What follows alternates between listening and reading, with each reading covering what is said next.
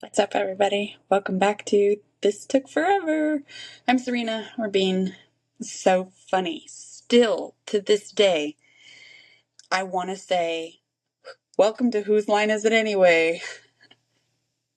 Where everything's made up and the points don't matter. It's so funny that keeps coming up. I always want to say that when I turn the camera on. And it's funny, there's been a couple of episodes I've almost done it for the podcast. I have an owie on my lip. Okay. So I was sitting here thinking about how far in my journey my thought processes have changed. Oh my gosh. Pivot, pivot, pivot. That's what's coming to my mind. And that's a long story. For those of you that know, the poster inside CMAC with the pivot, pivot, pivot, and the Slimer picture on it. It's so funny. Long story. I'll connect all those dots. I think there's going to be a lot of this going on where people are going to have questions and I'm going to have to go back and piece things together. Okay. So, I was thinking about how grateful I am for all the really complicated things that I've been through. And they were dark and they were really heavy and I never thought the words "I'm thankful for them" would ever pop out of my mouth. And let alone did I ever think I'd be on camera saying whatever, that I was thankful for them with my bruised up ass lip and whatever. So, but I'm super thankful. I'm so thankful for all of the things that fell apart. I'm so thankful for all the things that are falling apart. Because, I tell people all the time, it's not happening to you, it's happening for you. And that's such it's so cliche. And it's hard to accept that. I know how hard it is to accept that that's what's going on, because it doesn't feel like anything good is going to come out of it, right? So I'm in the void right now is where I've been, and I've been in the void for a minute and I've been fighting it, and I've kind of come out of it. I've had a taste of freedom, but I always kind of end up back here, and I keep thinking, okay, why? So clearly it's because something's not done. I'm still cooking. I guess. And the void is where your truth comes out, is where you are who you are. There's no audience. You don't care. Hence to what I'm doing here. Obviously this is pretty bad. But I think that my soul knows the way, and I just have to trust that my soul knows the way. And as I change my perspective and as I've healed, the dreams that I have, they're so crazy. I don't know what we call them or what they're exactly identified as, but they're premonitions or precognitive dreams or whatever. I've had dreams and then they come true. Not kind of, for reals. Sometimes immediately, sometimes it's a couple years, sometimes it's many years. These dreams are crazy. I have regular dreams that are just memory dumps and chaos, and they don't really make a lot of sense. I have lots of those. But these other ones that I have a lot of, these are different. These are memories. I couldn't forget these if I wanted to. When I close my eyes, I go right back there. It's I lived it. I was embodied in it. It's so crazy. The detail, how vivid it is, and how just intense it is, and the feelings, and it's more real than real life. It's so crazy. I wish I could explain that more, but we'll get into all that later. There's a little bit of that on my YouTube and a little bit on my podcast. I thought it was God talking to me, which I do think God is part of this, except I don't think I do think it's my higher self working with the divine. I don't know if they're memories or what they are exactly, but it's happening, and they're crazy. They're crazy, crazy. And I mean, it's happening all over. I don't have social media anymore. I mean, they're there. They're just kind of frozen in time. I still have my Facebook Messenger to talk to people, whatever, but my TikTok's still there. Just kind of frozen in time. Instagram, everything. And you can't see it unless you're a friend of mine anyway. But yeah, it's kind of wild. I was seeing before I got off TikTok all the people that were having these dreams like I'm having. And people are like, this is real, but it's about your fears. And honestly, what I think I'm coming to understand is your consciousness is going to create your heaven and your hell. And that's kind of what I'm leaning towards, I think is going on.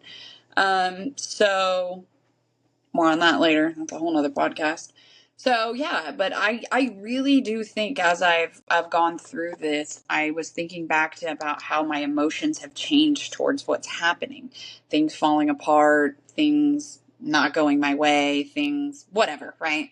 All the heartbreak, all the letdowns, all the got my hopes up, right? And all the letdowns. And there's been so many failures. But it's like I'm still going though, so I'm not a failure. Those things failed, and maybe if my perspective is they were quests. I was gathering information, I was learning, I was figuring stuff out. Just like I am with this podcast and just like I am with the videos and stuff. Like I don't know how to do all this crap. I'm just winging it at this point. I don't even know if anybody's ever going to listen to this, and it really doesn't matter. All I know is that I'm being called to turn this camera on and to do this. Believe me, I've been wrestling with myself for months about this. Like I have just not been in that zone of be on camera. It is not something I want to do. I'm not feeling it. I feel like crap. When you're in the void and you're going through it, there's a lot of things that happen, and it's physical too. Like your body almost just like you want to just curl into a ball. Like I've had to fix my posture. I've had to do a lot of things. Like it's been hard, and it's a depression. Your body is screaming for rest from the world. And I don't just mean some of it. Like my creativity went out the window. I didn't want to crochet. I didn't want to do art projects. It's still not fully there. Thank God I still want to crochet, but I don't I haven't been doing crafty stuff. I've been very called to do this, but I've been fighting it because I'm like, I don't want to do my hair. I don't want to do my makeup. Like, yeah, I got my filler. I need Botox. Oh my gosh, I really need to get that done. My girl's on vacation, I think. So, yeah, it's like, I know, like, look, I get it, and I'm at home in my PJs hanging out with my dog. And it's been 1,000 degrees outside. So our walkie schedule and everything else has been all messed up. And there's just a lot of things. But this is just, I've been alone for since December. I mean, that's when the ex and I really called quits. It's been nobody, me. It's been me and the kids on the weekends. And I had them a lot during the summer, but it's just me. There's nobody. Dry phone, whatever. And once in a great while, I hang out with Alex. But that's it. Like it's pretty minimal. And the last time we hung out was almost a year ago. It was my birthday when we went to Disneyland. That was a year ago. So yeah, I've been alone for a really long time. I haven't been going anywhere. I haven't been doing anything. I've been in hermit mode, straight up isolation. And I fought it like crazy. My friend Matt, and then my friend Renee, and my friend Janet, and a couple of other people, Carrie, like they've witnessed some of this. And my friend Gail, like over the phone, I've had some visitors and stuff, but it's been rough, and you have to do it alone. That's the only way it's going to happen. If there is anybody around you, it takes longer. It's still performance.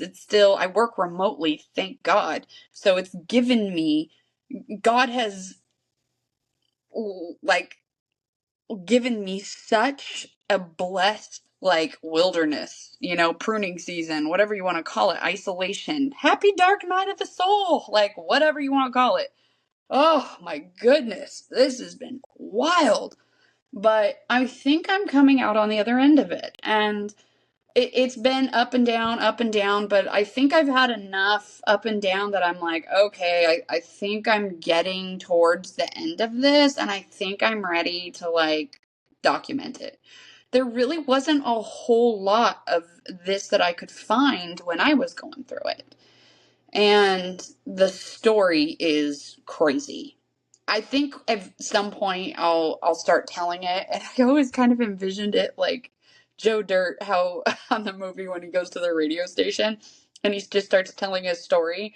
And I think that that's just kind of the way it's going to go down.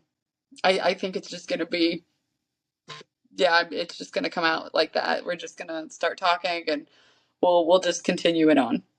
I'm sure there'll be lots of questions, but you know, and it's so funny because I remember fighting and arguing with myself about what the content of my podcast needed to be or the content of my YouTube channel. And the truth is, I don't freaking know. And I don't really freaking care. And if you don't like it, go away. Like, it's the internet, people. You have it in your hand and you have the choice to listen or not. You have the choice to engage or not engage. If it's triggering you and you want to engage in it, use it as an invitation, not as a weapon. I'm not here to tell people that they should or shouldn't believe or whatever. Like I love hearing about people's religions. I love hearing about why people believe what they believe and about their traditions and what they, you know, all their stuff, their history and things. I don't want to fight with people about it. I just think it's fascinating. So I'm like, that's cool. And I thought, okay, I'm going to share mine. And it's really not open for an argument or discussion because ultimately I want to share it and it's for the people who need it, you know, or maybe it plants a seed or maybe it doesn't. Maybe it really pisses you off, sends you completely over the edge and, you know, you have a I hate Syrena campaign going, which is cool because you wouldn't be the first. So yeah, that's just kind of where I'm at. You know, I'm about to be 43. So yeah, got some years, under my belt, and I think I've kind of reached that middle-aged woman thingy that I'm like, and again, back to what I always say, how many of my bills do you pay? Do you sleep in my bed? No. And I can tell you right now how many people that is. 0. Why? Because I sleep alone? Well, minus the doodle once in a while, but she doesn't really sleep with me because she gets too hot. So I got the doodle who once in a while sleeps in my bed, and let's be honest, she's quite a freeloader. Yeah, freeloader. Don't get me going. Doodle. That's it. And she doesn't pay any bills, so that's it. It's just me. Oh, this palace, which I do live in a very nice place. Yeah, I pay for this. It's me. I do it all by myself. My groceries, my food bill, my kids. Their dad has them half of the time, but I've got them my half of the time. Whatever. I take care of myself. I do everything on my own. Car breaks down, I deal with it.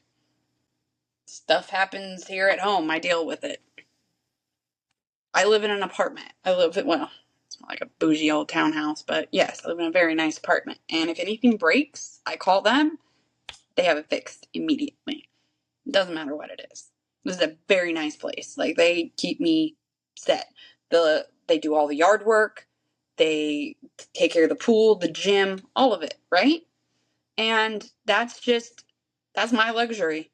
This is where I get to live. I work very hard. I pay my bills. This is what I do. This is how I treat myself. And that's that. And it's so funny how people think that it's wrong or whatever, but it's like that's one of the beautiful things about being single, though. I can do whatever I want. I make FU money and I can do what I want. It is nice. But on the flip side of it, you're alone, right?